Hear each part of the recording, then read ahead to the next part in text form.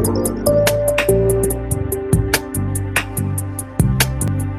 name is Nyesha McCauley, and you're watching AccessTV.org.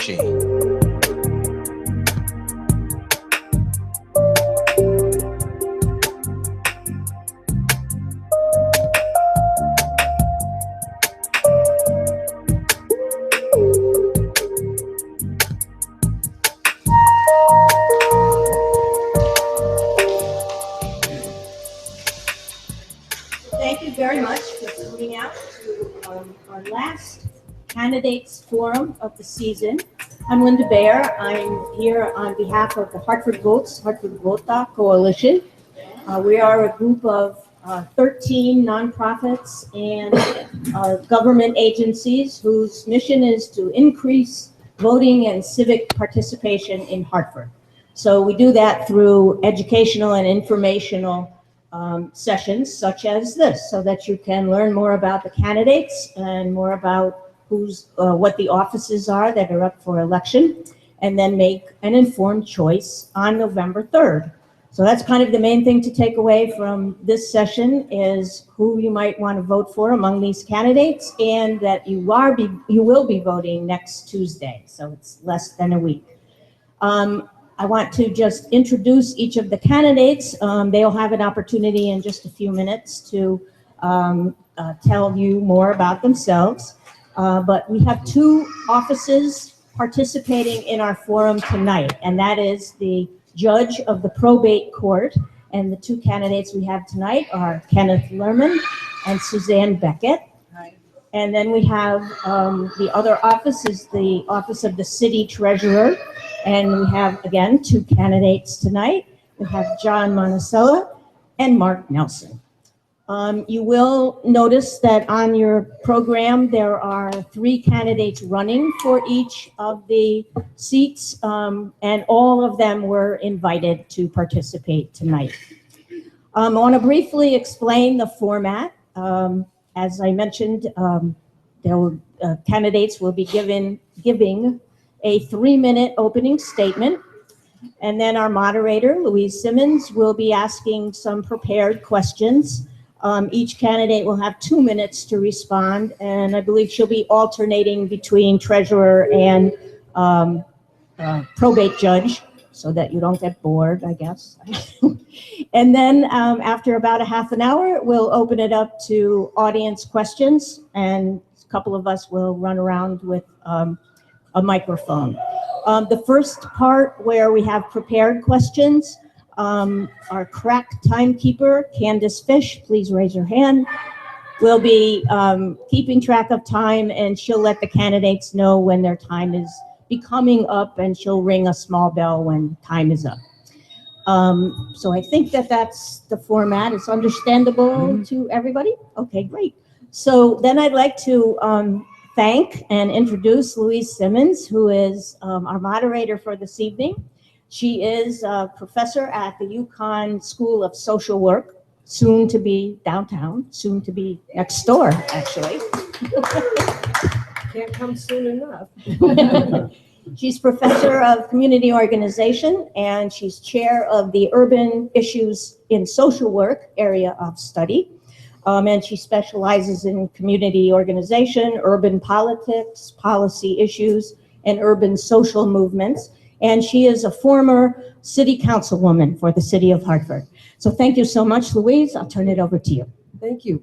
Thank you all for coming out on this rainy night. And I hope that there's many more people watching at home. These are offices we don't often know that much about, except when something goes wrong. So this gives us an opportunity to hear about various candidates' ideas for these offices, and hear what they bring to their quest for elected office. So I think we'll just start with person next to me, and just go down the line from left to right. So, Mr. Nelson, you start. Thank you very much. Good evening, everybody. And I take a minute to thank the Hartford Votes and the Hartford Public Library. So These forums are really fantastic opportunities for you to meet us and for us to have what I think hope will be a frank conversation tonight about a number of issues. I want to quickly go through some of my qualifications and tell you why I'm running in my 3 minutes. I think many of you know me as the Hartford City Tax Collector. When I introduce myself as the tax collector, it generally has a negative impact, but we've done a really good job holding the line in the tax office and working with tens of thousands of Hartford taxpayers and residents who have come through a very difficult and challenging time since the Great Recession. Our collection rate is improving. We have hit the adopted budget in terms of tax collections for the city of Hartford every year since I was appointed by Mayor Perez back in 2008. To put that in perspective, when I started with the city of Hartford in August of 2008, we had just finished the fiscal year that ended June 30 with an $11 million deficit. And we had just sold $11 million worth of tax liens on our residential and business properties throughout the city. That was a $22 million miss on the budget. I walked in the door a couple of months later, August 8th of 2008. We faced employee problems. We had just undergone a theft in the tax office. Some $16,000 disappeared. And I was hired to fix it. I am a problem solver. And what you're going to hear from me tonight is that we've got problems in the treasurer's office that need to be solved. In addition to being your tax collector, I was elected in 2011 to be the employee representative on the pension fund.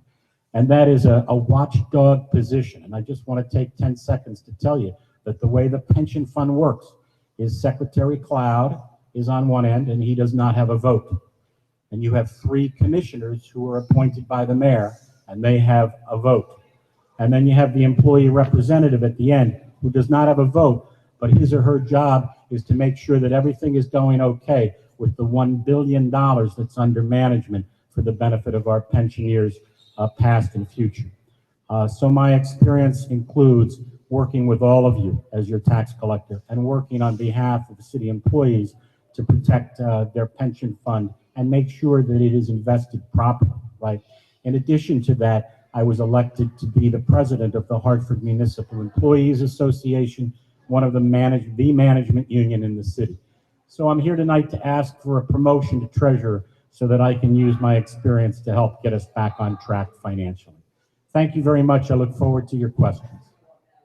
Okay, and Mr. Monacella. Thank you all for coming tonight. What I'd like to do is discuss a little bit of my background so you can understand how I can apply that background to the position. I've been a resident of Hartford for 25 years. I have a BS in English and an MS in accounting. I have over 45 years of business experience as a management consultant with top-tier management consulting firms such as Booz Allen Hamilton, KPMG, Pete Marwick. I used to run consulting for Coopers & Lybrand in Hartford. My experience is functionally focused on accounting control, information technology, and business process acceleration. Although my industry experience is concentrated in insurance, banking, healthcare, and manufacturing, I also have extensive experience in providing management consulting services to state and municipal government entities. Selected experience on the municipal side might include City of Hartford. Way back in the 1970s, I helped them install an accounting system. City of Detroit, I designed, developed, and implemented a real property, personal property, billing, and accounts receivable and collection system. I've done a forensic investigation for a Connecticut regional high school accounting and expense function. I have reviewed the accounting function at the City of Nashua, New Hampshire. Also, I've done the same at the City of New Haven. I've done an organizational review of the City of Hartford's Housing Authority. I've reviewed the City of Waterbury's information function. I've done an accounting controls review for the City of Naugatuck, Connecticut. I've developed accounting policies, procedures, and controls for the City of New London. I have developed financial feasibility study way back when for Dillon Stadium under Mayor Mike. I won't bother you with my state governmental experience, but it's pretty broad also. In interest of time, I, like you, am a resident of the city of Hartford. I, like you, am concerned over the city's mismanagement of taxpayer funds and assets. Accordingly, I'm running for the city of Hartford treasurer because I sense significant levels of issues and improprieties surrounding that function. My wide functional and industry experience will prove invaluable in addressing these issues and righting these improprieties. Having experience in local government is not enough. The successful treasurer must be knowledgeable in allied fields such as information technology, organizational effectiveness, accounting control, asset management, business reengineering, and large project management. I have business knowledge and prepared to apply it. I am considered a quick study and a master of getting things done. Thank you very much. Okay, and next we'll move to the candidates for probate judge, Ms. Beckett. Hi, my name is Suzann Beckett. I am running for probate judge, and thank you for having this forum tonight. I am been a resident of Hartford. I didn't count the years, but is it not on? I've been a resident of Hartford for about 30 years. I went to University of Hartford and graduated from University of Connecticut cum laude. I've owned and operated my own law firm for about the past 28 years. I'm on Prospect Avenue, and we handle a lot of different types of matters, primarily wills, trusts, estate planning, conservatorships. We also do some bankruptcy and foreclosure defense since the economy has gone bad, including some of defending against when Mr. Marc Nelson is a little tough on the taxes. I've taught a lot of classes to the public on various legal matters. I've also taught classes to attorneys and financial advisors. Have a strong background and really believe in educating people about the law. I understand it's not fascinating to people that aren't necessarily lawyers, but we do our best to educate so that you can make your own decision about how to handle your own legal issues. I've co-written 2 books on estate planning for lay people, which are really easy to read. They're in question and answer format, and I'd love to share them with anybody that might be interested. I would like to be the next Hartford probate judge because I think I have a lot to offer.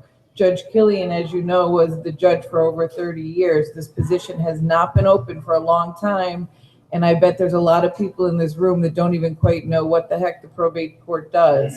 So what it does is the standard transfer of assets from one generation to another, but that is not the biggest part of the Hartford probate court jurisdiction. As with any city court, it tends to deal more with social issues. So the Hartford court talks about, finding people to help if you can't manage your own affairs, if you can't manage your own finances and that type of thing. But I know I only have 1 minute left, and this may not be the best time, but I think we need to talk about the elephant in the room. There are 2 endorsed Democrats that are not here tonight. And I'm a Democrat. I'm a proud Democrat, even though I'm running as an independent. And I think it's a disservice and disrespectful to both the candidates that are up here and everybody else. Thank you. Both Mr. Cloud and Ms. Smith were given ample opportunity to come a variety of dates. And I think Ms. Smith in particular had 2 opportunities to come here. She neglected to come to either. And I think that should be taken into consideration when you vote. Thank you. My feeling is if a candidate's running for office and they're not prepared to let you ask them questions ahead of time, I don't think they're really going to be there for you after they're elected. So thank you very much. Okay. Mr. Lerman. Hi, I'm Ken Lerman. I've been practicing law for almost 3 decades. I've had my own firm for just under that amount as well. I practice primarily business law, corporate mergers and acquisitions, commercial real estate. I've had limited experience in practice with probate. I've had no experience in my practice with conservatorships, but I am here running for this position as the endorsed Republican. I'm AV rated by my peers. I've been practicing a long time, and I'm here for the citizens of Hartford, and I believe they need choices, and they need choices who are here standing up to you for, as the voters. So that's all I need to say at this moment. Okay, thank you. So let's start with questions for the city treasurer candidates. And I'll start with Mr. Monacella. Are there any changes you would make in how the treasurer's office operates? Well, not being an insider, okay, my approach essentially is to initially interview the external accountants, interview the internal auditors, interview every department that interfaces with the treasurer, and then I will form a plan of action. I got to find out where the problems are. Okay. Mr. Nelson. Well, I guess you could call me an insider. That's a dangerous word in politics, I guess.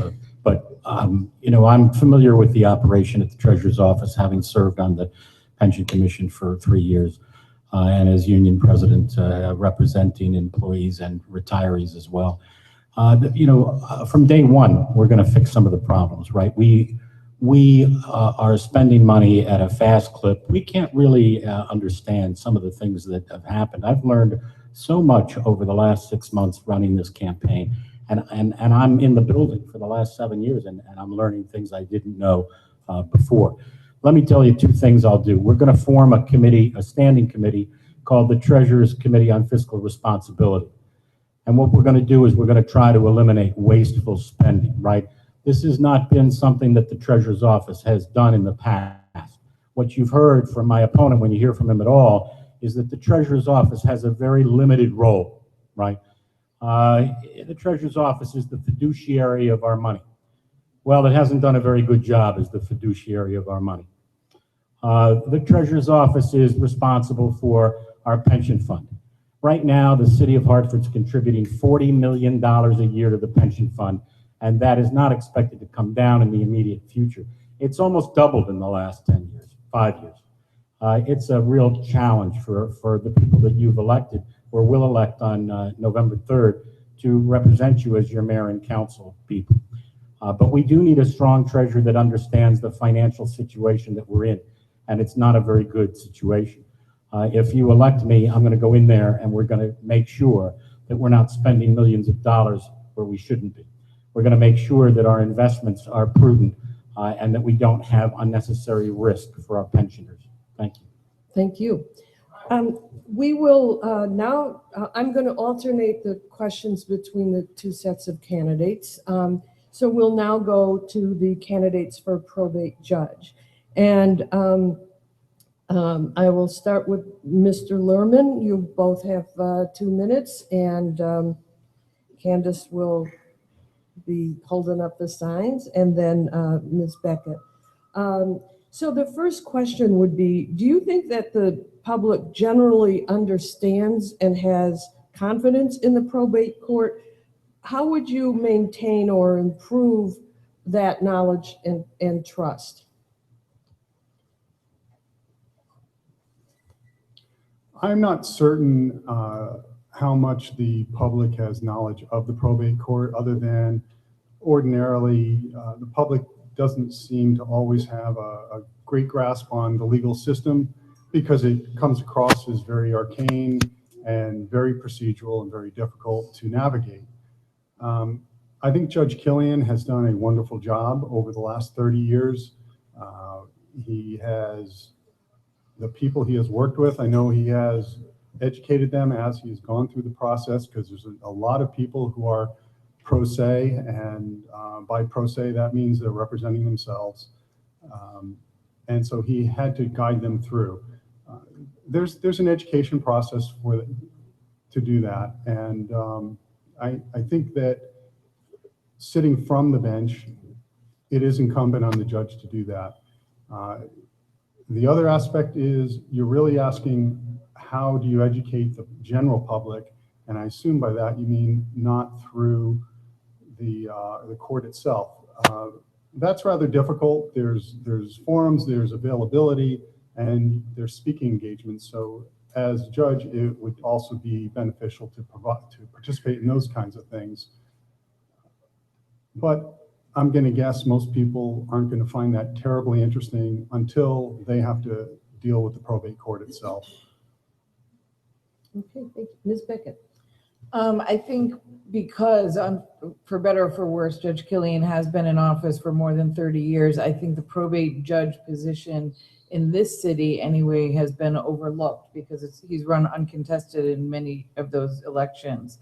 But I do think that a lot of people do understand the probate court to some extent. When I was out getting signatures, when I was still trying to run as a Democrat, we had to talk to a ton of people. And I would say the majority of them had a family member or themselves had been in front of the probate court. And keep in mind that the Hartford court is the busiest probate court in the state of Connecticut. So it holds about 50 hearings a week, which translates into about 2,500 hearings per year, which is an awful lot of Hartford families that are going in front of the court. Where I think that there's a lot of work to be done is the fact that the probate court is intentionally informal. Many people can't afford to come in with an attorney. So there's a lack of knowledge sometimes about what your legal rights are. Judge Killian did a little bit of this, particularly with regard to grandparent rights. But as I said earlier, a big part of my practice has been educating my clients. And we would like to, and we've done lunch and learns at various senior centers throughout the city over the years. We would like to continue to do that from the court, have lunch and learns all through the city on a variety of topics. We'd like to bring in maybe teenagers that don't really know what a lawyer even does and give them some internships, get some give and take with the community so that there's more knowledge, more awareness, and just in general do an awful lot more community outreach, which is very difficult from the current location of the court. But I still think that there's a lot that can be done. We want to make the court welcoming and an educational place. Thank you. Thank you. Okay. So in terms of treasurer candidates, the question is, and we'll start with Mr. Nelson this time, what should be the relationship between the treasurer and the mayor? What might you do to enhance that relationship? Well, that's really the key. You know, candidate Bronin has talked a lot about the need to improve relations with our state delegation, and that's true. But I think, as the question alludes to, you can also improve relations between the three branches of government right here at the city. You know, even before Treasurer Cloud was elected, back when Kathleen Palm Devine was the treasurer of the city of Hartford, you know, I think it's well known that she sometimes knocked heads with Mayor Perez. And, you know, it is first and foremost, one of the duties of the treasurer is to hold the line on the city's responsibility to fund the pension fund, right? So when there's this pressure or tension, if you will, between the city's budget and the need to pay what is now $40 million, and the obligation of the treasurer to hold the city's feet to the fire. So there is some tension that's built into the charter on purpose. The treasurer is an independent elected official, and that is what is so important to you when you vote on November 3rd. We have had 7 finance directors since I've been tax collector. Okay, but you don't elect the finance director. The finance director is appointed by the mayor. So the voters have nothing to say about who is running the finances of the city of Hartford. If you believe Treasurer Cloud, the treasurer has nothing to do with anything. If a wire goes out of the city and it goes to an unapproved vendor, well, that's the fault of the finance department. If $2 million is spent on Dillon Stadium and it's a non-starter, that's not the treasurer's fault, right? That's the mayor's fault somehow. Well, wait a minute, everybody. I don't agree with that. I don't agree with that. It's the treasurer signing the checks. The treasurer signs the checks. If I am your treasurer, I'm not signing those checks. Thank you very much. And Mr. Monacella. Yeah, I essentially believe that there has got to be a very strong working relationship while the treasurer is independently elected. In order to make make things work within a municipal environment, there's got to be a strong, solid relationship between the treasurer and the other officers within the organization, particularly the mayor. But I also include the finance director, human resources, development, and it would be my duty to build that relationship. Thank you. Thank you. Okay, Ms. Beckett, first for you, probate court judges are the only judges who are elected in Connecticut. What are the pros and cons of elected versus appointed judges, in your opinion, and then our other candidate? Well, that's a really interesting question. There's pros and cons with both. It's nice that the public can elect an official like a judge, because you get to know them and there's some level of give and take between the public and the judge. But I think in this election, we're seeing the problem with that as well, because again, I'm a Democrat. There's a lot of Democrats on line A that I think are wonderful, but I have a problem with a small group of people choosing a person for a position as important as the probate court that may not have the experience behind them, but they may be married to somebody, or they may have political connections, or they may have something else. And then here in Hartford, historically, people vote, the top line. So they're not really researching all the candidates appropriately. So we've done some work on our end to try to help with that and to get people thinking to go down and look at all the candidates for every position and not just go with one particular row. But I think for the most part, the Superior Court system is better, where your name is submitted for nomination. You're supposed to be one of the top attorneys in your field. You're vetted by an entire committee. You've got to pass some certain criteria. It's probably a better system, and maybe we should consider going to that in the future. Thank you. Mr. Lerman. I also agree. I do not think this should be an elected position. I think it's a very important position. It's very important to have a judge that has the correct amount of law practice, as well as the knowledge and skills to handle the position, as well as the attorneys bringing the matters before him. I also think that the process of appointment for Superior Court judge is the methodology that should be used. The judge candidate should go through a review process. They should be vetted very thoroughly, and they should have their peers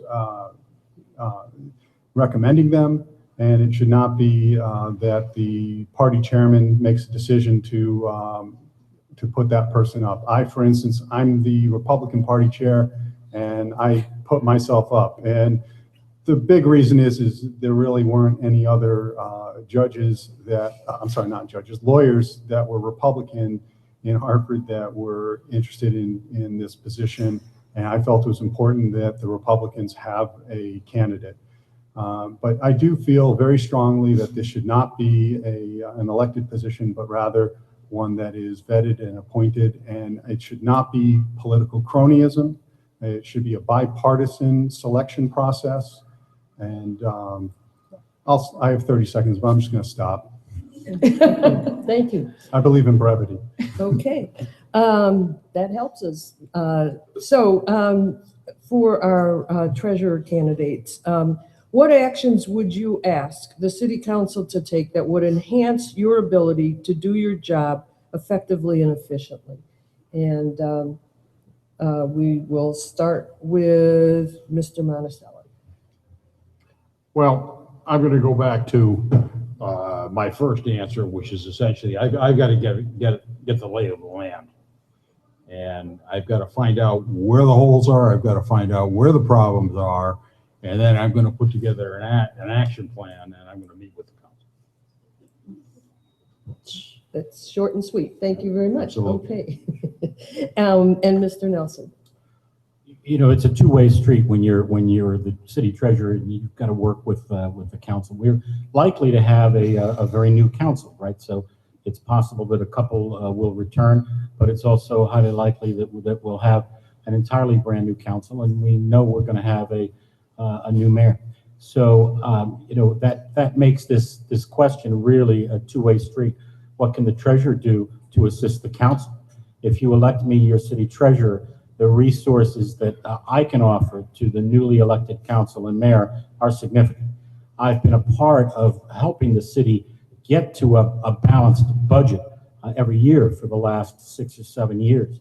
And we, for the most part, have been able to close budget deficits.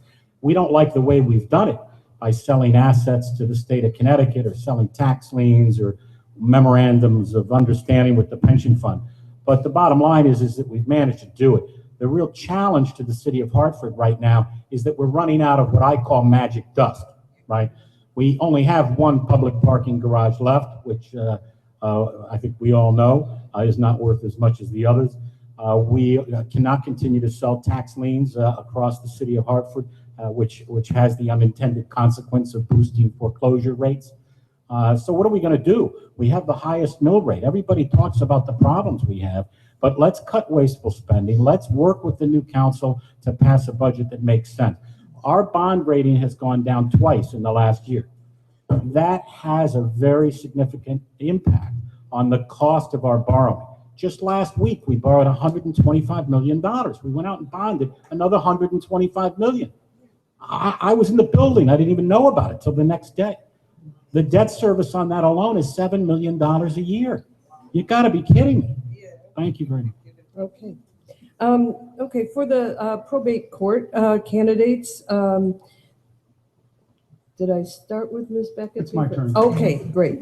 She can go first. It's hard to keep track. Really doesn't. I'm reading her notes anyway.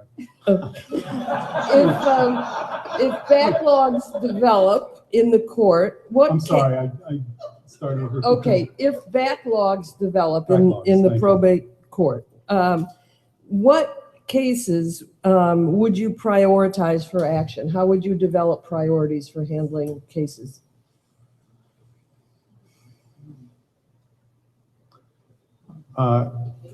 There's essential cases that appear before probate, and there are cases that are important that are handled. The probate matters themselves, let's be blunt, folks are dead. So that there's some time for that. I'm being a little facetious, but you know, because the families are relying on the money that's coming and all that. But there's not the impending rush that needs to be dealt with a conservatorship, with a commitment or something like that. So there would be priorities based on true need, and that's the type of thing that you'd make the decision based on. Thank you. Ms. Beckett. Yeah, that's a very good question, because as you may all know, Judge Killian resigned back in April, and since then there have been 7 judges from surrounding towns covering the caseload here. I think that might be down to 5 judges now, but there's already a backlog that's building up, and it's probably only going to get worse. Some of the things that I think could be done would be to use a more extensive use of the streamlined procedure, which Judge Killian didn't use very much, or at least to my knowledge, didn't use very much. But that's a process some other probate courts use, whereby if there are no contested issues and everybody is either signed off on what they're looking for example, an accounting on an estate, or they simply have indicated there's no objection, that the judge can enter that order on a certain date without the necessity of a hearing. And by expanding the use of that procedure, I think we could cut back on the backlog a little bit. Unfortunately, a lot of other matters have statutory deadlines for when they need to be heard. So there's not a whole lot that we can do to postpone various hearings. And I think, at least initially, one of the things I would like to do if I am elected is to expand the hours of the hearings, because, you know, right now they're somewhat limited, and try to catch up on that backlog. Because I think this may not be the most important matter in the world, but if it's your matter, you think it's the most important matter, and you're not going to want to wait. So somehow the court has to work more efficiently, and I have a lot of ideas on how it can do that. to get these cases in, to get the decisions made quickly, accurately, and fairly. Thank you. Thank you. Okay. For the treasurer's candidates, how would you define the type of investor you are? Risk averse, aggressive, moderate? How would you define that?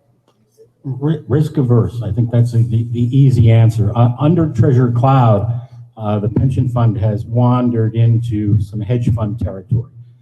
There was a lot of education that went into the decision to do it, and I was on the pension commission keeping a close eye on it as that happened.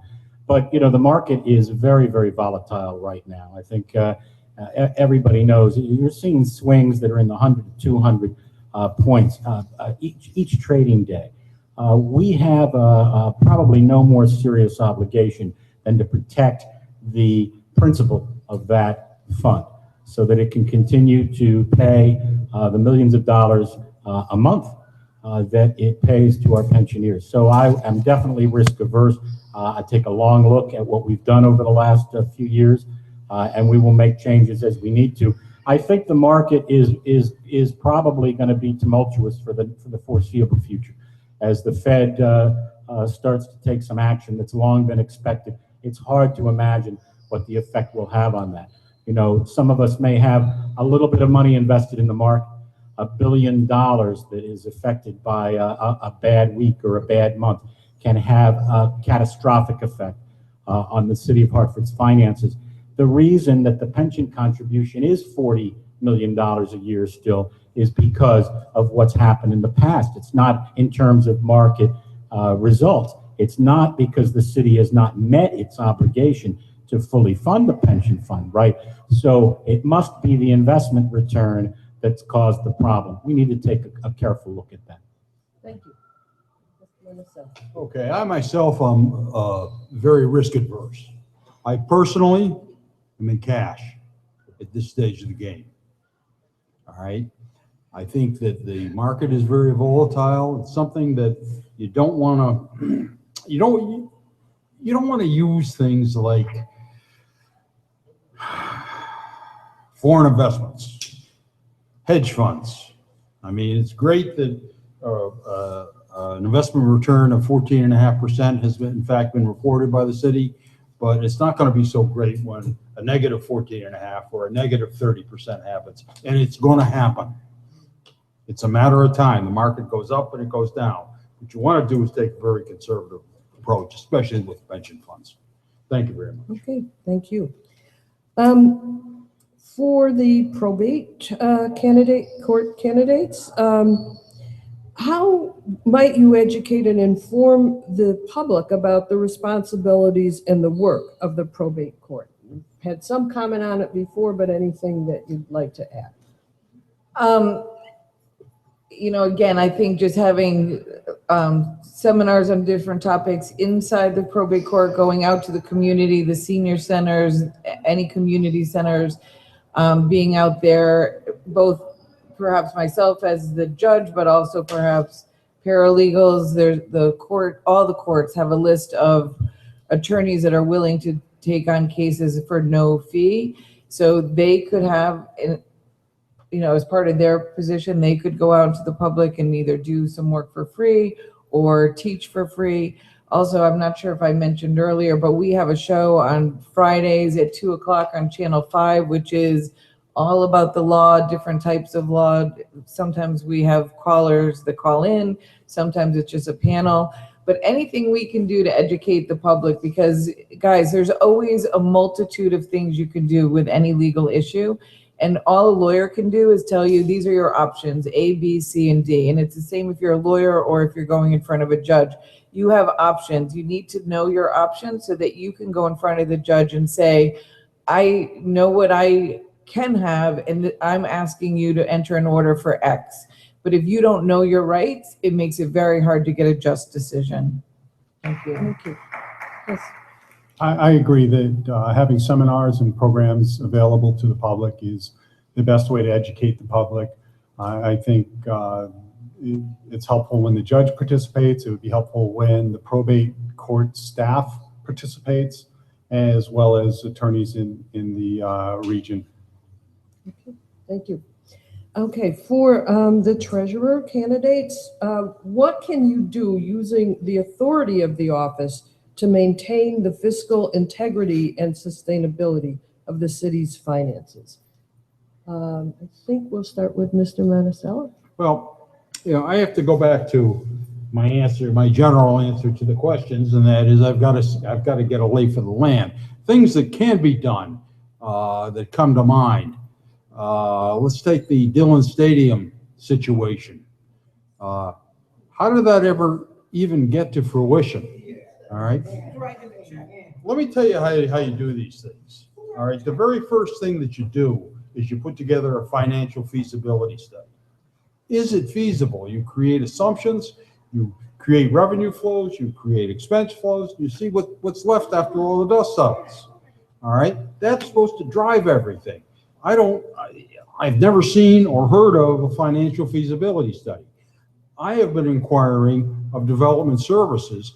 Has there been a financial feasibility study for the ballpark? All right. I've done them. Usually when they have these types of situations, people are waving them. Yeah, we had Coopers and Lybrand do this. I have not seen one. I have inquired, and it's been like, well, I think it's around here somewhere. Well, I think all that's got to be investigated. I've got to get to the lay for the land. I've got to see what's going on. And believe me, I will stop it. Thank you. Okay, Mr. Nelson. Well, I get to say I agree with my opponent on that one, so you're going to get the same answer from me. Let me just tell you one other thing to piggyback on that, though. Under the city charter, the mayor and the treasurer are the co-issuers of all city debt, right? And this actually gives the treasurer a lot of authority to say to the mayor, we need to solve this problem or that problem, because imagine it's like launching a missile. You need two keys to borrow. That means you need two keys to fund anything in the city of Hartford. When you elect the city treasurer, you're electing a city treasurer because you want a check and balance and you want some control. So you do want an individual that's willing to forge relations and work with the other components of city government and with the state for that matter. But you also want a city treasurer that is going to say, stop the madness. You want a city treasurer that's going to know what checks are being signed. And you want a city treasurer that isn't afraid to pick up the phone and say, Mr. Mayor, we need to solve a problem. I'm going to give you an example. All three of the appointed pension commissioners have been expired for I don't know how long. Mayor Segarra failed to reappoint. If they're sitting there and you like them, then reappoint them. If you don't like them, then replace them. That action was never taken. And what Treasurer Cloud says is, he says, well, it's not up to me to appoint them. That is appointed by the mayor. But there's risk there, because now Mayor Bronin or Mayor whoever, Mayor Gannon, whoever we get, can come in and wipe them all out. That's risk, right? The charter says you're supposed to appoint them one at a time, that they serve a 3-year term, right? So if I was your city treasurer, I'd pick up the phone and call the mayor and say, we've got a problem over here, we need to resolve it. That wasn't done. That's just one example. Thank you. Okay, thank you.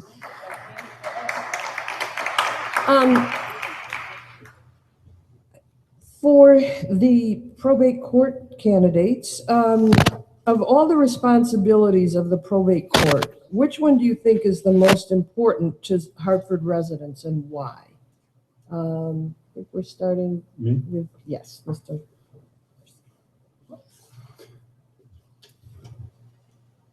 It's difficult to say which is the most important, because every decision you make affects people's lives. I think there's some that are just going to be harder to make as a decision. Committing someone for their own protection, committing someone and making that type of decision is going to weigh very heavily on anyone sitting in that position. It's difficult to say which would be the hardest. I think most of them are going to be hard. There's always two sides to a story.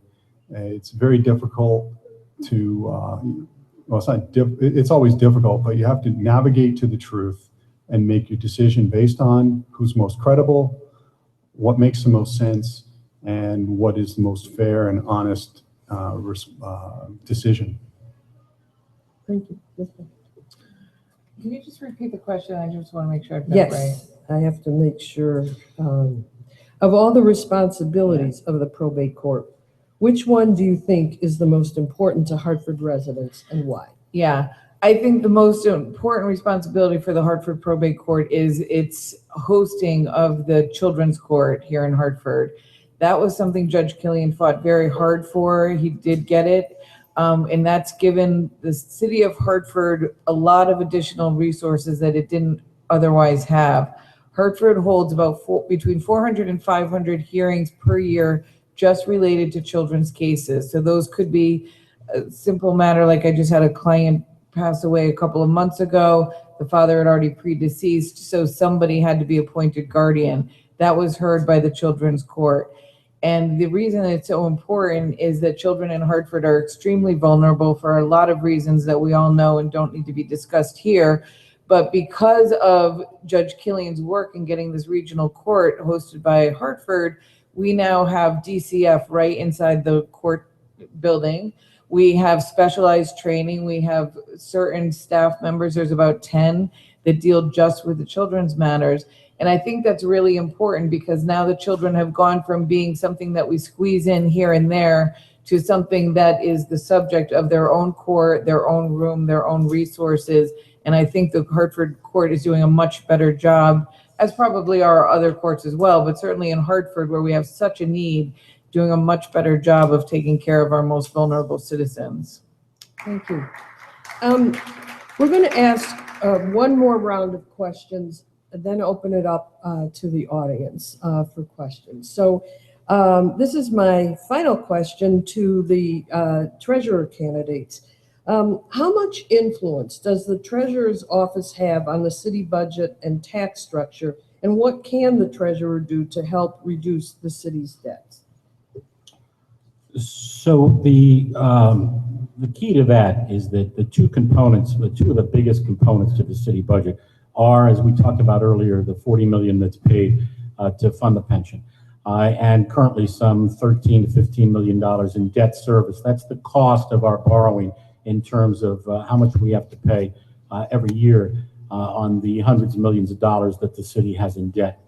I want to tell you, if I didn't tell you before, I'll give you the bad news now. Our debt service is likely to double over the next 5-7 years or so. That is mostly due to out of control borrowing, but also to debt restructuring.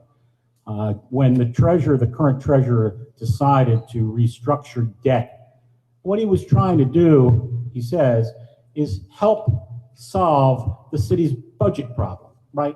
So to the question, really want to think about this, turn the question upside down, because the role of the treasurer is to first do no harm, right? It's not just about what can we do to help. When Treasurer Cloud restructured city debt, he pushed millions of dollars into the out years. And all that did was enable the council and the administration to not raise taxes. That's great. But it also enabled them to not make the tough decisions about what might need to be cut and what are we wasting our money on and what are we going to do to get control over city spending, right? We're not going to balance the budget on the backs of the employees. They've already had wage freezes, you name it. You know, you pick up the paper, it's the same problem with the state of Connecticut. You know, we think we can solve the problem by hitting labor. You can't do that. And you can't sell parking garages or tax liens. We need to get in there and get to work. Thank you. Good, Mr. Monacella. I have to agree with Mark on what he said, but I'd like to add something, and that is, you know, what concerns me in the city that is driving a lot of this debt is this mass movement on development. I mean, you know, if you take a look at the city, we spent $75 million on a police department. We're spending $25 million on IQUIL, which is the walkway that's coming up from, it's coming up from the railroad station up Gold Street. I live right at the Bushnell. we've got another 50, 60 million dollars in the ballpark. You know, where are we gonna, when is this gonna stop? I mean, I can understand if we had a lot of money, if we were in good shape from a financial perspective, but the fact of the matter is the city is not. And you know, a rein has got to be put on this massive spending. That's all I have to say. Okay, thank you. For the probate judge candidates, here's the last question. Of all the responsibilities of the probate court, which do you expect will give you the most satisfaction and which might be the most stressful in your work? So, Ms. Beckett, let's start with you and with Mr. Lerman. That's interesting. I think the most satisfaction would be easy because I think with my experience of being on one side of the table and bringing cases in front of a judge and sometimes getting frustrated with how various judges might treat clients or whatever, I think I will enjoy being on the other side and being able to control the courtroom and making sure that everyone is treated with dignity and respect regardless of their education or anything else. The part that may be a little bit stressful is that the judge essentially runs two separate courts, the regular court and the children's court. They both have their own sets of staff. I mean, I do that now. I actually have two businesses with two sets of staff. So I think that I can do it. I know I can do it, but it can be stressful to be wearing so many hats. Okay, thank you very much. Yes, Mr. Lerman. The most satisfying aspects of the job will be helping people through, helping them through the court process to arriving at good decisions. And of course, the most stressful will be handling the cases that just seem so hopeless or so disheartening. A child that's been passed through the system over and over, and you know, you have to make a decision and you're still keeping them in the system somehow. That type of thing is going to be the most stressful and distressing to me. Okay, thank you. So now we're going to open it up to the audience, and we have two people with microphones on either side, and they will try to find you. And I'll ask you, please, we have just under half an hour for this, so please don't make a long speech. Just make a pretty concise question, if you would. Okay. Ms. Peterson in the back. She put her hand up first. What can I tell you? Good evening, Pamela, and thank you for coming out. This question is for Attorney Lerman. All I know about you, sir, is a charming article about you and your wife in Hartford Magazine a couple of years ago, and about your expert. I don't know. You're on tape. Sorry. Okay. And reading about your expertise online, it's very impressive. But you also mentioned tonight that you are the Republican chair in Hartford. I'm a Hartford Democrat. We need a balance of parties, of representation in this city. Don't you think the Republicans can do a better job of a better service to us if you are policing or commenting or offering solutions all year long against the Democrats? Again, I'm a Hartford Democrat, versus truly just putting forth placeholder candidates. I'm sorry to call you that. You seem to acknowledge you are that, you and Mr. Monacella. I just like to see you comment about your role as Republican chair and what you can do. Unfair. No, I'm kidding. I'll answer that. We need you. It's hard. It's hard being a Republican in Hartford. It's hard to assemble and organize Republicans in Hartford. It's hard to get Republican voters out in Hartford. The last gubernatorial election, I think it was 350 Republicans came out to vote. We have 1,800 registered. It's apathy. It's feeling that they can't win. We're not going to get it done. It's very essential this campaign. We have a a hard-running mayor, Ted Cannon, he's running. It's very important people vote for him. We have 3 council persons running, Gail Billett, Nyesha McCauley, and Russell Williams. They're all excellent candidates. They're taking this very seriously. They want to win. So we're not all placeholders. If we, I'll talk about Mr. Monacella myself as well, but if we get enough Republicans out to vote and we beat the Working Families Party, that will reduce $80,000 to $100,000 in cost to the city by removing the Working Families Party registrar of voters. There will also be a better balance on council with having a more conservative, fiscally conservative viewpoint on council. The council persons, they're primarily socially liberal.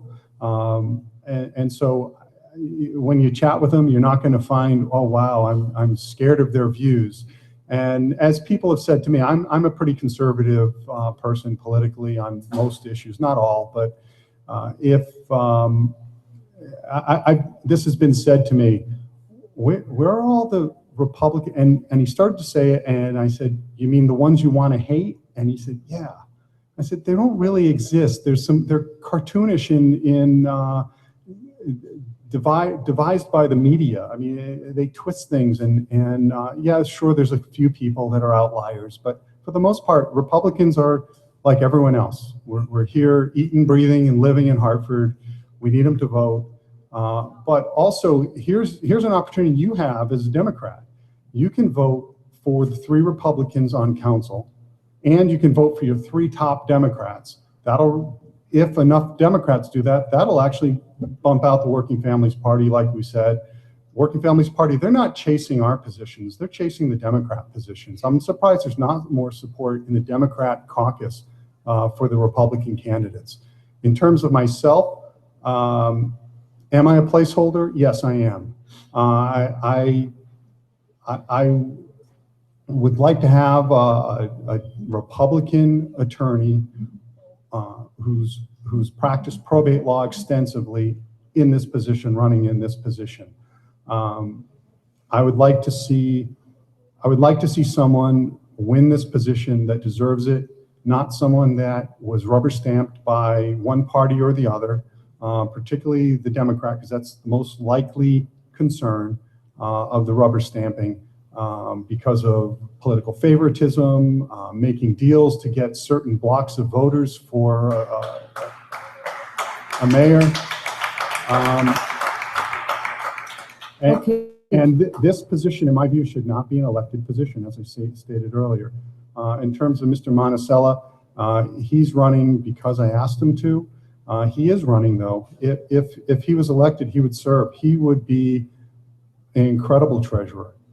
His experience, the city of Hartford has never seen a treasurer with this level of financial and management experience before.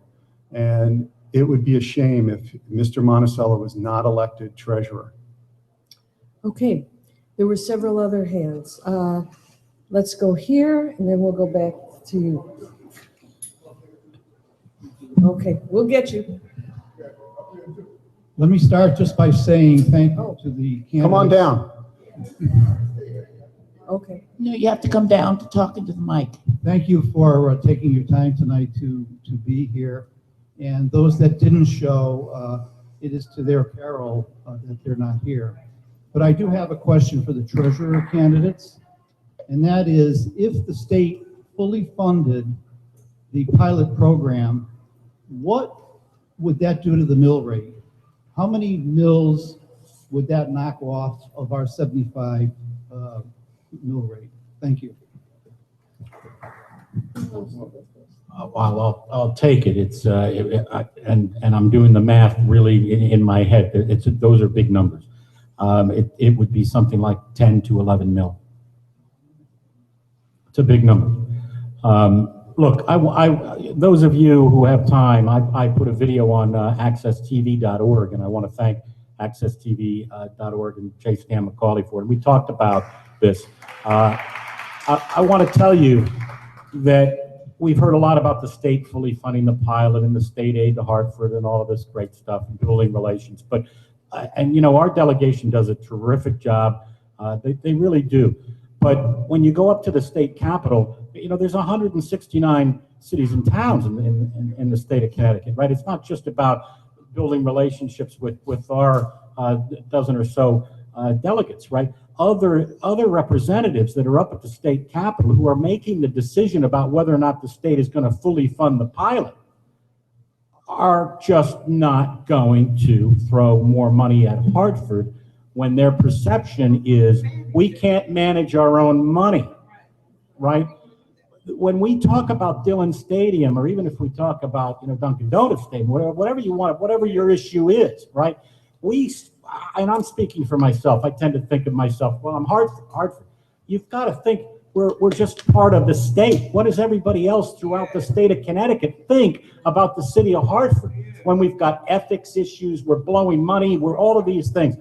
This is, to my colleague's point, right? The only people that aren't here are the people that really should be here to be answering these questions is really the issue, right? The only reason I know the answer to the very tough question is because I'm the tax collector. I could be off, it could be more. You know, the fact is that the state's done a tremendous service to the city of Hartford, right? Hartford benefits by the equalization of the mill rate for cars that kicks in next July. I've been talking about that too. You know, the state does a tremendous job supporting Hartford and other big cities. We need to solve our own problems at this point, right? So we're going to try to do that. Thank you. Mr. Monacella, do you want to respond? No, I'm You said, okay. Let's have here, and then we'll go over this side. Keep going. We'll try to get you all. Who's first? Yeah. Good evening, panel. This question is for the candidates running for probate judge. Why did you decide to leave your current position to run for public service? Well, I can answer that first. The probate court is one of the only positions where a judge can actually continue to keep their practice. So as I mentioned earlier, I have 3 attorneys that work for me. I would not close down my practice, but I was expecting Judge Killian to resign because of mandatory retirement at age 70 next year. And I have been making plans for quite some time for my associates to take on more responsibility so they can run the practice and I can kind of oversee them from afar while I focus on the probate court. Thank you. And Mr. Lerman. To be candid, it would be very difficult for me to juggle the time commitments of both my practice and the probate court. I would have to restructure the court. I do have some ideas, but it would be difficult for me as well as the court. And if I can just say, because this is a special election, preparation is pretty important because unlike a typical election where we would take office, the successful candidate take office in January, this position actually starts November 4th. So whoever's elected has to be ready to hit the ground running the next day. This gentleman, and then we'll go on this side, and then we'll get you, okay? Excuse me, all 4 of you sound real good. You know, I'm 55. I'm born in Hartford, Connecticut, and you know, I've been all over the state, and I see things that a lot of people talk real good, sound real good, and when they get elected, things change. They don't do the things they're supposed to do. Do we look real good? Yeah, definitely, they definitely look good. But I just pray that, you know, that the things you say to us right now, that you really will, you know, step on that and do the right thing, you know, because all 4 of y'all can win. And, you know, I'm just saying that just to let you know. You know, I'm not against Republicans. I'm not against Democrats. I just hope that y'all be fair to the people. You know what I'm saying? And everything else. That's what I'm here for. And just to let you know, I'm a homeless guy. Okay, you know, I'm the one that slept on the Hartford Civic Center ground back in 1977, 1978. We created all the programs and shelters and clinics and drug treatment programs in the state. And I look at it in a strange way when I left the state and I come back here, and all of a sudden 211 took over the shelters. So now we really back homeless, but a lot of people can't get in because they want them. What it is, they did something. They stepped on something that was already set, and they changed it around. They referring us to parts of the other parts of the state, but they won't pay for us to go there. Right. So now we're stuck in a bind that we back here. As all y'all politicians and everything else, I'm just want y'all to look into things like that. You know what I'm saying? Especially now is election on y'all go ahead and vote and everything else. The police department is targeting people that ain't doing nothing, just walk down the street and just targeting people, bringing them in just to make a quarter. Well, I think you make a great point, and that's one of the reasons that I think all of us on this panel are asking that every person here, every person watching, vote for the best candidate. Let's stop just line voting blindly without thinking it through. There you go. And if we do that, Hartford used to be a great city. My grandparents lived here years ago. It was a great city. It can be great again, but we have to use our power of voting. We can't just let other people choose. I disagree on that. Hartford still is a great city. It's just that what we have is people that got power overdoing their power. You know, and that's what you got to understand. You sound real good, and I hope you win, because you will be. Ooh, why you ain't not men? Why you ain't not men? I'm just understanding that. Okay, thank you. I just want to get to a couple other people in the audience. I'm just saying, God bless you and all y'all. You know, y'all all sound real good. Thank you. And whatever you do, remember the people. Thank you very much. We will. Okay. There was one more. Okay, let's. Been waiting for a long time. Oh, okay. Yes, sir. Thank you. My name is Raymond Vale. I'm a lifelong resident of Hartford, 7 years here. I've been dealing with Judge Killian. Speak into the mic, sir. I've been dealing with Judge Killian for the past 30 years. I had custody of my grandson. I got him when he was 2 weeks, which he's 27 now. So I kind of know a little bit about probate court. I know about the backlog. I know how serious different issues could be by me being there so much. Unfortunately, I guess I'm stuck again because I got 3 grandkids. 3 girls that drive me crazy. I got a 4-year-old, a 5-year-old, and a 12-year-old. And I try to do the best. I'm a single male, try to do the best I can. And right now I'm in a situation, I'm so confused, I'm so upset with different things that's going on because I don't know which way to go. I mean, I'm wondering, I'm still dealing with probate court. The kids are in probate court, and I wonder who is going to be my next judge, who is going to make decisions for me and for these grandkids, and will the decision be fair? It's scary. I mean, I kind of went one way, and then that way I went. I'm uncertain now. It's just so confusing. The mayor, how he just jumped and ran away. You know, so I'm just kind of wondering. I just hope for the best of getting somebody in there that I know that's going to do a job. It is a big log down there. It's a heavy job. It's a job you can get burned out real quick, you know, but it's a job, if you do it from the heart, I think you can do a good job with it. Thank you. Either of the candidates want to come in? If you've been dealing with the court system for 30 years, you're well aware of how important it is. So what I would say to you and what I say to everyone is, don't vote for somebody because they live in your neighborhood or because you went to elementary school with them. You need to vote for somebody who has the experience and who's been dealing this for a number of years. You don't want to go in front of a judge on a guardianship issue if that judge has never done guardianship as an attorney. They need to know the law. I think every attorney at least starts out with a good heart. Maybe being an attorney, we lose it after a while. I don't know. But you know, judges will want to do the right thing, but in the end, they have to follow the law. And in the end, they have to know the law to be able to follow it. Thank you. Thank you. Thank you very much. Okay, 1, 2, 3, 4, 5, 6. That's it. And make the questions shorter, please. And then I think we'll have to wrap it up.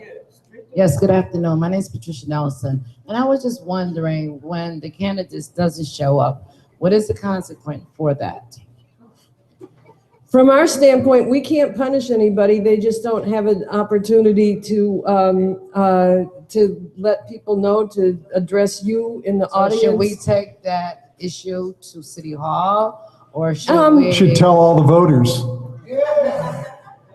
That's what you should do, is tell the other voters. You know, there are many, you know, scheduling issues that come up when you're running for office. I'm not making excuses. I think they should be here, but there are, you know.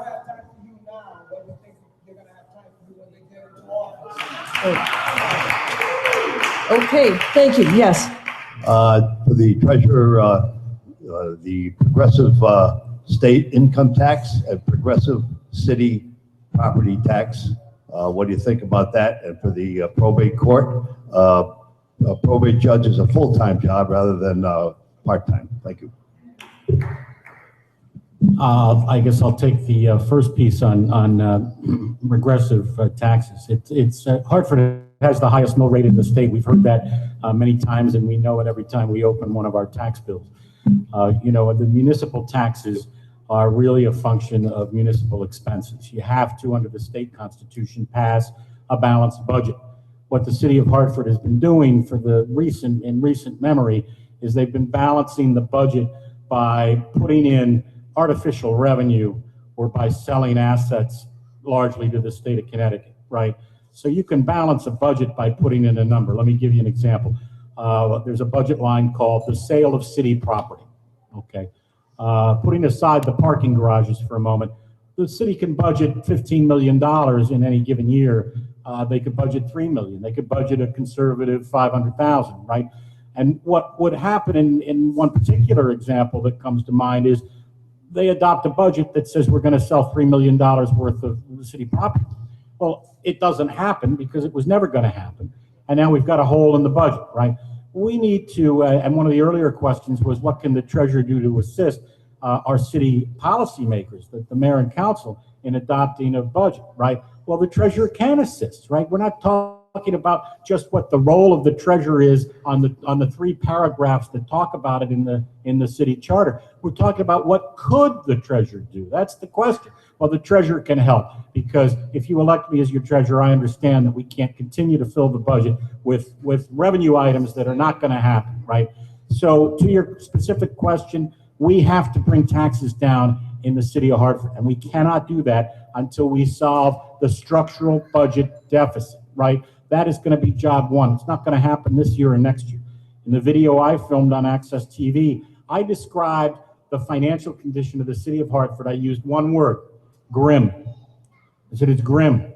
And I said also it's going to take about 3 years before any new policy. If we're hoping that we're going to have new leaders and they're going to snap their fingers and solve these problems, it's not going to happen, right? So what we need to do is we need to put the right people in the right offices, which is your opportunity to do that on November 3rd. You do your part. You pick the right people for the right jobs and then hold them accountable. If you put me in as city treasurer, you can hold me accountable. And to the earlier question too about what to do when somebody who's running for office doesn't show up, it's a very simple answer. Vote them out of office. Just vote them out. Okay, thank you. Bernadine, I think you were next. Good evening. Thank you all for coming. I would like to address the treasurer candidates. I'm a commissioner, a redevelopment agency commissioner, and I voted against the baseball stadium, and I live in a neighborhood where Dillon Stadium is, and I was reluctant about that. But I don't have a lot of accounting expertise. Is there anything that the treasurer could do to assist the public, not only the public, but the commissioners who have to make decisions about those issues? Or do we just have to stand on what staff tells us and what we can get for ourselves? Well, you know, I mean, if you take the Dillon Stadium situation, now, as I mentioned many years ago, I did a financial feasibility study for Mayor Mike, and I believe, I mean, it was 35 years ago. I believe that we told him that it was not financially feasible to renovate Dillon Stadium and that you shouldn't do the project. I mean, you know, we've got to see what's going on there again. I mean, it's a situation where, hey, has a financial feasibility? Does anybody want to go forward with this at this stage? All right, on Dillon Stadium? Yeah, there are choices that they could crop up. Well, you know, if it does crop up, let's do it the right way. Okay? Just briefly, it's a great question. The treasurer's office needs to be a resource to everybody, right? And so if I was your city treasurer, just pick up the phone and we're going to give you the full resources. I didn't know that, but the ballpark was, and I'm talking not about Dillon, but our yard goats, was one of the most controversial things that the city of Hartford wrestled with since I've been here. And there is no easy answer. I heard somebody say in the back, you know, it's a done deal, and it is, and we're going to live with it. And I think there's much more positive about it than negative, right? So I think I would have, back in those days, I might have done this. But the problem is, and it always has been, the city really can't afford it. 56 million really was 66 million. And then we heard that there was 12 million that was taken out of streetscapes and other line items that money was previously bonded for other things. And, you know, 66 and 12 is 78. And, you know, 78 is probably the beginning of the number, right? As I've said from the very beginning in this campaign with respect to the stadium, these things always go over budget, right? We know that. I mean, it doesn't take a rocket scientist to figure it out. Can we afford it? I probably would have to say we cannot afford it, right? One quick thing, when you elect a city treasurer, the city treasurer is also the secretary to the stadium authority.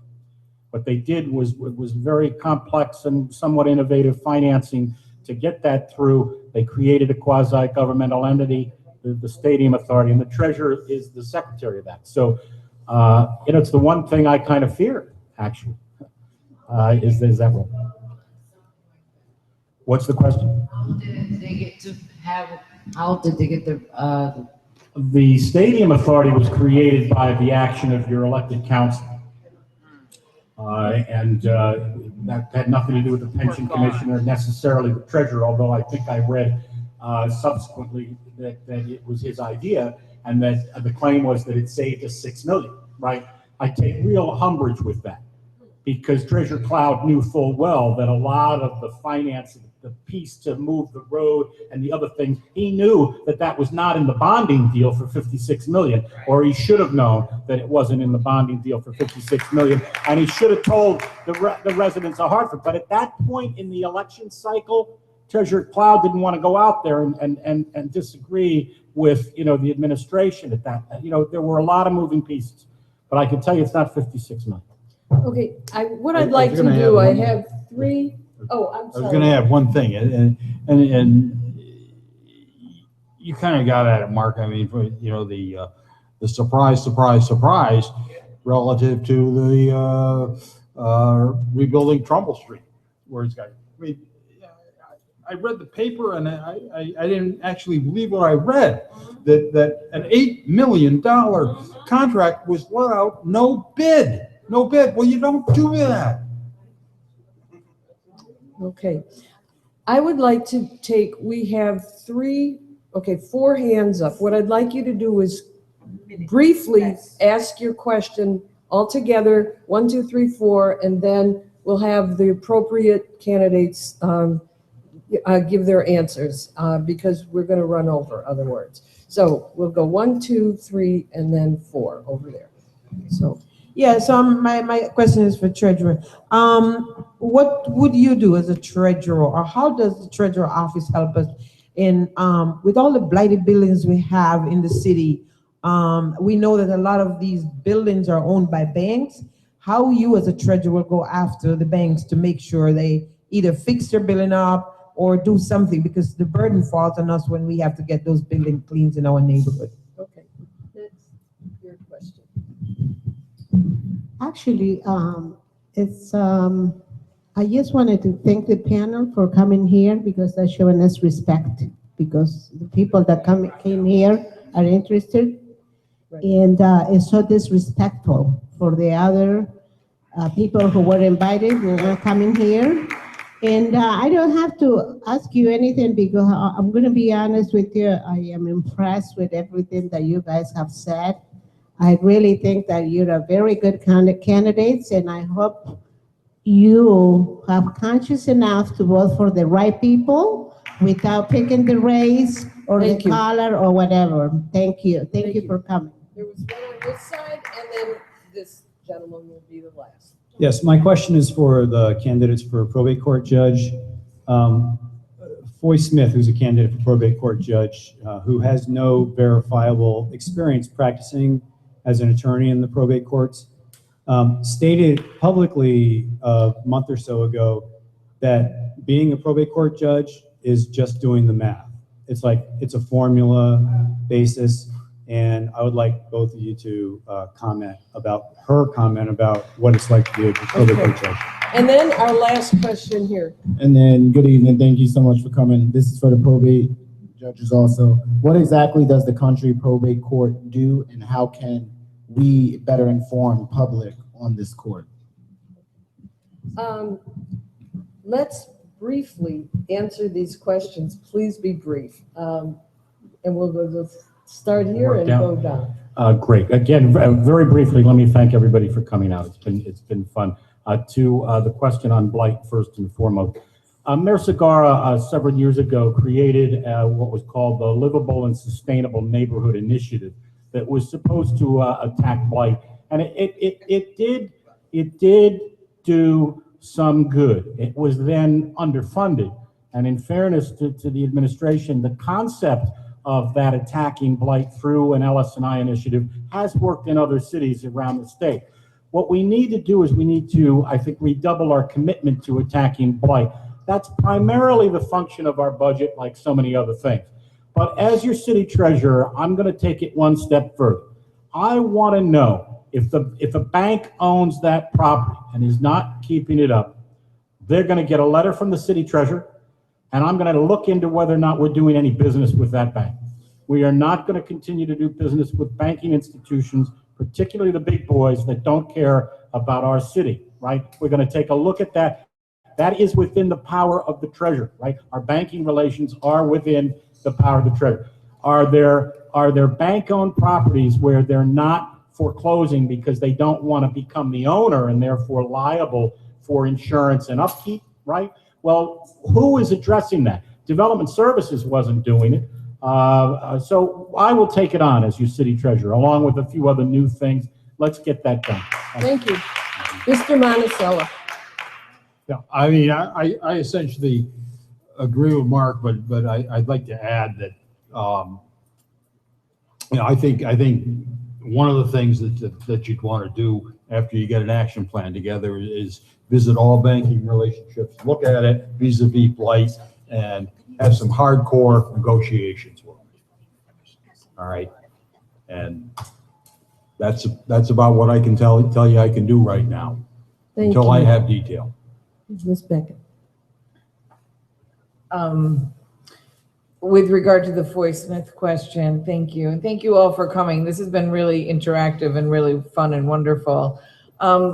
With all due respect to Ms. Smith, I think that statement reflects her lack of understanding about what the probate court does and probably what any court does.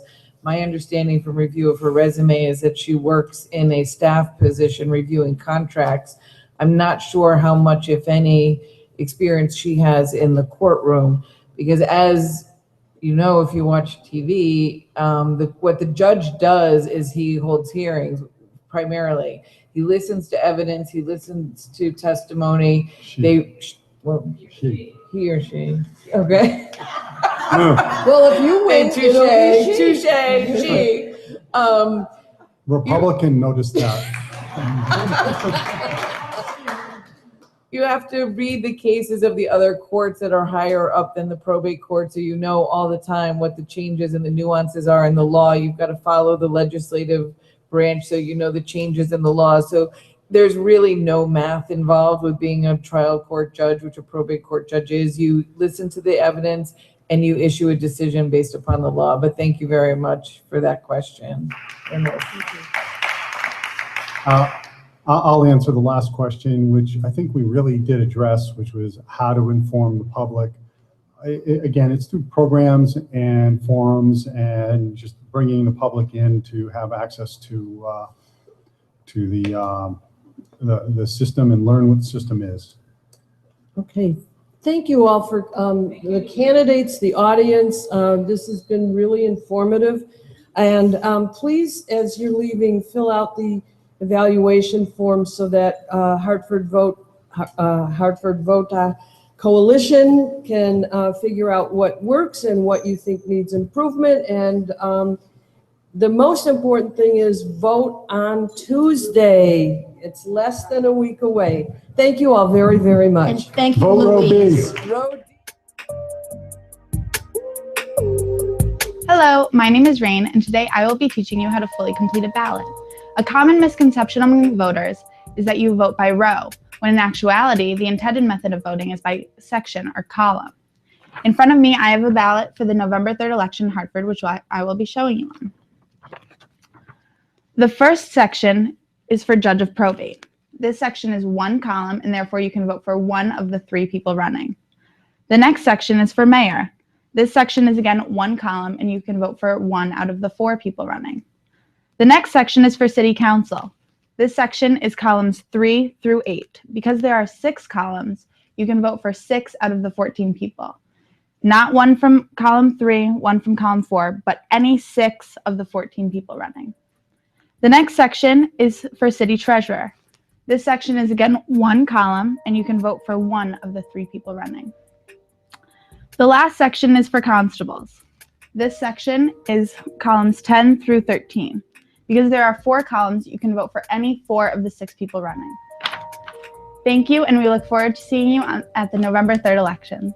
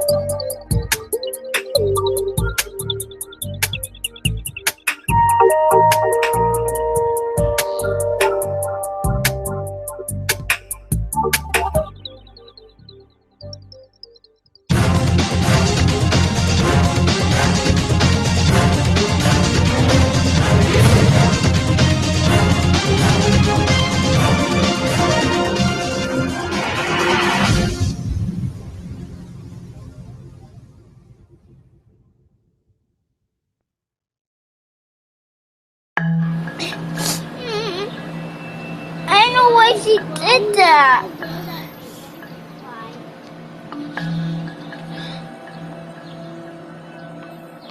She's being mean. Yeah. Can you go talk to her? Let's stop being mean to you.